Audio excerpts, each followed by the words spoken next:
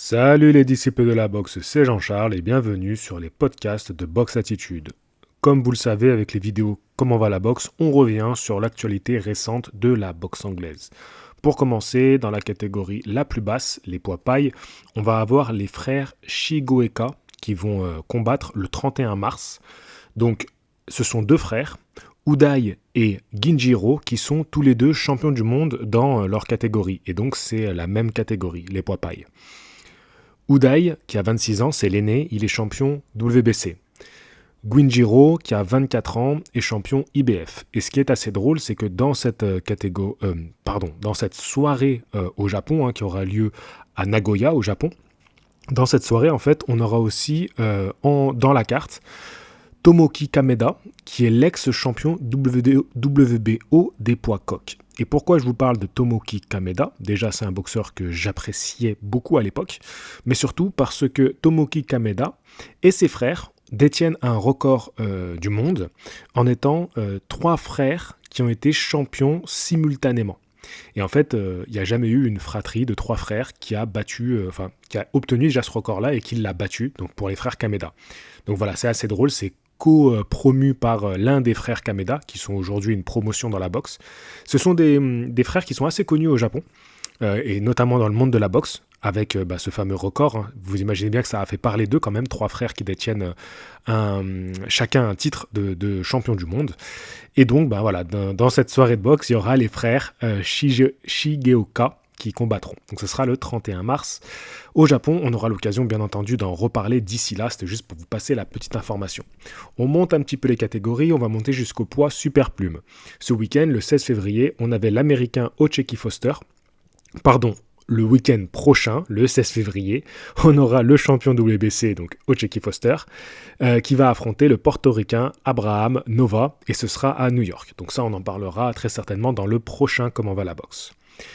On monte de catégorie chez les super légers. Donc cette fois-ci, on revient un petit peu dans le passé. Le 8 février dernier, Teofimo Lopez a battu au point Jamen Ortiz. C'est un combat qui a fait couler beaucoup d'encre, qui a fait parler. Parce que voilà, il y a eu un petit peu une polémique autour du combat, mais c'est vrai que voilà, j'ai lu l'article de Ring, moi j'en ai discuté un peu autour de moi, et il est difficile quand même d'hurler au vol après un tel combat, mais par contre, c'est vrai que c'est un combat qui n'a pas plu, voilà, il n'était pas plaisant du tout à regarder. Teofimo Lopez reste le champion WBO, et la polémique qui s'en est suivie aussi, c'est que il a beaucoup appelé à combattre Terence Crawford dans une catégorie de points intermédiaires. Et donc, c'est aussi ça qui a alimenté un petit peu la polémique autour de ce combat-là. J'aimerais bien avoir vos retours dans les commentaires et n'hésitez pas à me dire ce que vous pensez d'une telle opposition entre Teofimo Lopez et Terence Crawford. Il faudrait trouver une sorte de catchweight. Je vous rappelle que Lopez est chez les super légers aujourd'hui. Terence Crawford, il est monté chez les poids welter et on parle de grimper encore chez les poids super welter. Pour moi, cette opposition n'a pas vraiment lieu d'être et surtout, elle n'est pas si pertinente que ça. Alors que dans la même carte, on avait l'américain Keishon Davis qui a battu par TKO José Pedraza. Keishon Davis, lui, appelle à combattre Teofimo Lopez. Il est aujourd'hui dans la même catégorie de poids que Teofimo Lopez. Il a 24 ans, il est invaincu et c'était son 10e combat chez les professionnels. Et je vous rappelle que Keishon, c'est lui qui avait battu lors des JO de Tokyo Sofia Nomia. C'est lui qui a sorti Sofia Nomia donc, des Jeux Olympiques. Qu'est-ce que vous pensez de cet opposant-là, ou est-ce que pour vous, comme le dit Teofimo Lopez, il a ressorti la carte que Lomachenko lui avait rétorquée lorsque lui était un jeune loup affamé, et Lomachenko lui avait dit, écoute, tu veux m'affronter, passe d'abord par l'obtention d'un titre de champion du monde, et ça sera ton ticket pour m'affronter.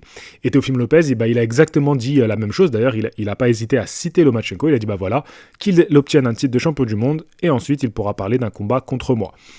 Donc voilà, je ne sais pas ce que vous pensez de cette opposition-ci. Moi, je trouve que déjà, elle est beaucoup plus pertinente que Lopez contre Crawford. Ensuite, nous allons monter chez les poids welter. Et là aussi, on va parler d'une opposition un petit peu farfelue qui, moi, m'a fait hérisser les poils. Donc le 3 février dernier, on a eu Conor Benn qui a fait son retour. Voilà, il a clairement été blanchi de ses histoires de dopage. Donc il fait son retour. Tout va bien pour lui. Et il obtient une victoire au point contre Peter Dobson. Donc c'était à Las Vegas. En soi, le combat n'a pas été brillant, il n'a pas fait parler de lui. il aura même été plutôt critiqué pour ce retour, mais bon, c'est un retour, et au lieu de faire un retour discret, bien au contraire, ils ont pas arrêté de faire parler de lui, et même encore plus que ça, ils ont appelé à un combat, un super fight contre Gervonta Davis. Et alors là, ça me paraît encore plus dingue que Teofimo Lopez qui appelle à affronter Terence Crawford. Là, on a quand même une belle différence de points, encore plus importante. Gervonta Davis, maximum, il est monté, c'est vrai, en super léger, mais ses catégories, c'est plutôt les légers, et on sait que là où il a vraiment performé, c'est chez les super plumes. Mais bon, en soi, ça serait pas si déconnant sur le papier, tu vois, ça serait pas si déconnant un tel combat, mais alors... Autant on a Teofimo Lopez qui a été champion du monde dans déjà 2 catégories de poids différentes, qui a quand même affronté des noms dans sa carrière, qui veut affronter Terence Crawford, même si bien sûr ils sont pas du même calibre, ils sont pas de la même élite, mais déjà c'est beaucoup plus entendable que là l'écart entre Gervonta Davis et Conor Benn, pour moi il est abyssal. Je sais pas ce que vous en pensez, mais moi je trouve ça scandaleux qu'on commence à colporter cette rumeur, au point que ça prenne vraiment de l'ampleur et que ça soit pas simplement un petit feu de paille, mais que voilà, ça commence vraiment à être un feu qu'on commence à voir de loin, quoi, on voit arriver. Et moi, ça m'inquiète de voir ce genre de profil de combat s'annoncer et avoir un public qui relaie l'information et qui s'enthousiasme pour ça, parce que moi, je trouve que ce sont vraiment le genre d'affiches qui ferait du mal à la boxe anglaise. Je sais pas ce que vous en pensez.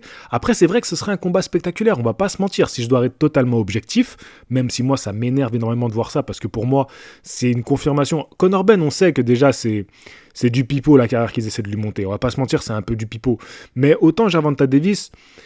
il y avait un semblant de sérieux. Et là, j'ai l'impression que vraiment on me troll quand j'entends ce genre de combat. J'ai l'impression que ouvertement on se fout de ma gueule. Moi qui suis passionné et consommateur de boxe anglaise. Donc voilà, je sais pas ce que vous pensez d'un tel affrontement, d'une telle opposition. Est-ce que pour vous, c'est juste, voilà, Eddie Hearn qui fait du Eddie Hearn, il faut juste faire parler de lui et parler de son boxeur, ou est-ce que potentiellement, vous imaginez que ce genre de combat, ils peuvent avoir lieu? Et je vous disais, si je dois être totalement objectif, c'est vrai que au niveau du profil des 2 combattants, ces 2 petits gabarits plutôt trapus, costauds, c'est vrai que ce serait un combat spectaculaire. Je vais pas faire l'hypocrite en disant non, je vais dire que ce qui va dans mon sens et démonter l'affiche. Je dois être aussi le plus... objectif et prendre du recul. C'est vrai qu'au niveau du spectacle que pourraient donner les 2 combattants, en soi, ça fait sens, tu vois, ça peut matcher, ça peut faire un combat sympathique à regarder. Mais c'est vrai que ce serait tellement une dinguerie, en fait, de nous monter une telle affiche que je me dis, mais non, mais c'est ouf, quoi. Je veux dire, je veux pas y croire. En fait, je veux pas y croire qu'ils vont nous faire ça. Bref, on continue de passer les catégories. Il n'y a pas trop d'informations à vous donner pour le moment. Mais je vais directement dans la catégorie des mi-lourds, et là pour le coup il s'est passé 2-3 trucs sympas. Le 3 février dernier, on a eu Joshua Buatsi qui a battu au point Dan Aziz. Alors, Dan Aziz, pardon, c'était à Londres, je n'ai pas vu le combat, je ne l'ai pas encore regardé, mais voilà, je vous donne quand même l'information, ça bouge un petit peu chez les mi-lourds, il peut se passer des choses prochainement. Et dans la sous-carte, on avait Adam Aziz qui a conservé sa ceinture EBU, donc de champion d'Europe des super légers, avec une victoire par KO, une nouvelle victoire par KO contre le Danois Enoch Poulsen. Donc voilà, je tenais quand même à parler de lui. On avait d'autres noms dans cette soirée, notamment Caroline Dubois et aussi Ben Whittaker, voilà, qui tous les 2 ont remporté leur combat. Le 10 février, on a eu également l'anglais Anthony Yarde, donc on est toujours chez les mi-lourds, qui a 32 ans et qui a obtenu sa 2e victoire par KO depuis sa défaite qu'il avait subie en janvier 2023, souvenez-vous-en, contre Arthur Beterbiev. Donc il est en train de faire doucement son retour, de revenir bien comme il faut, et comme les Anglais savent bien le faire, après une défaite, ils ont quand même ce talent et ce tact de faire revenir tranquillement leurs combattants, au lieu de les envoyer tout de suite au charbon et de les cramer complètement. Donc potentiellement, Tony Yarde, Joshua Buatsi, voilà, ça pourrait être des combats intéressants. Anthony Yarde contre Dan Aziz. Moi, j'aimerais bien voir ce genre d'affrontement là-bas en Angleterre. Dans la même carte, et là, je vous inviterai à aller chercher des images de ce, j'allais dire combat, mais on va dire de ce chaos sur les réseaux sociaux. On a eu Hamza Sheeraz, qui a mis KO Liam Williams. Et je vous invite à aller voir ça, donc c'est dans la catégorie des poids moyens. Je vous invite à aller voir ça, et Sheeraz, il a un punch assez redoutable. Alors, je ne sais pas si il est tombé face à un Liam Williams qui a été rapidement connecté, et ensuite, on est un petit peu bluffé par les coups qu'il envoie, ou si vraiment c'est un combattant qui a une telle foudre dans les poings. Déjà, sa boxe, elle est Il est assez étonnant physiquement. Vous allez voir, il est très grand, il paraît très fin. Et pourtant, pour moyen, c'est pas des petites catégories, ça commence à être des beaux athlètes. Lui, il paraît hyper fin, il est immense et il a une pureté dans sa boxe. Vraiment, c'est une boxe léchée, très propre, le jab, il est impeccable. Mais alors, c'est fou comme Liam Williams, il va venir s'empaler sur ses coups. Et il va perdre totalement ses moyens. Le premier coup qu'il envoie au tapis, c'est un jab. Et après, quand tu vois les ralentis, c'est comme s'il était à peine effleuré par les coups. Et il perd complètement ses moyens. C'est-à-dire que le cerveau est encore lucide, mais le corps lâche, déconnecte complètement. C'est très impressionnant. Je vous invite à aller voir ça. Donc, encore une fois, vous avez tous les noms des combattants dans la description de la vidéo. Pour ceux qui regardent sur YouTube, pour ceux qui regardent sur les plateformes de streaming audio, je ne sais pas comment vous pouvez avoir accès au descriptif des audios, mais je les mets également dans le descriptif des audios. Donc vous avez les combats cités et les non cités, et vous avez juste à récupérer les noms et aller chercher ça sur Internet. Hamza Sheeraz contre Liam Williams. Allez mater ce KO. Et vous avez aussi le KO qui est aussi disponible vous pouvez retrouver facilement sur YouTube. Sam Nokes qui a mis KO Lewis Sylvester, et ça c'était chez les poids légers. Je donne une petite information quand même.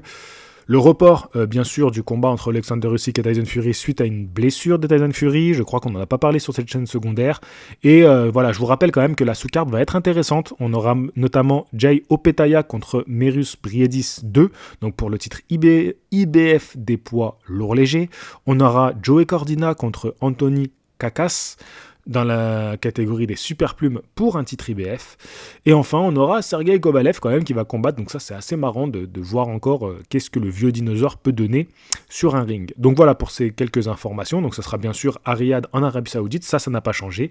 Mais c'est la date qui a changé. Au lieu d'être le week-end prochain, voilà, on aurait dû être en train d'attendre le grand choc chez les poids lourds. Ça sera reporté au 18 mai prochain. Je vous rappelle que je vous mets également en descriptif de la vidéo la billetterie pour aller voir Ahmed El Moussaoui contre Bakary Samaké. Voilà, dans la carte, il y aura aussi Milan Prat et Cédric Vitu. C'est le 22 février prochain. Si ça vous intéresse d'aller voir ce combat, c'est au Zénith de Paris. Et le 12 avril, donc je vous rappelle, Samaké El Moussaoui, c'est le 22 février. Le 12 avril, je vous mets aussi la billetterie pour aller au Zénith de Nantes cette fois-ci. Voir David Papo, Loïc Tajan contre Terry Lecouvier. Donc David Papo, il va affronter John Miguez et Loïc Tajan va affronter Terry Lecouvier. Pareil, je vous invite à aller voir cette réunion de boxe. Donc c'est en France et je vous mettrai la billetterie en description de cette vidéo. Je le fais parce que j'ai envie de leur donner de la force et moi ça me rapporte rien de vous en faire la publicité. Je n'ai été contacté par personne. Voilà, donc je le fais parce que je pense que c'est important de donner de la force à ces combattants. Et on a 2 belles soirées en France qui méritent d'être pleines. Voilà, clairement, ces 2 soirées-là méritent d'être pleines. Sur ce, écoutez, je vous dis à très bientôt pour un nouveau podcast. Fighting. Ciao, ciao.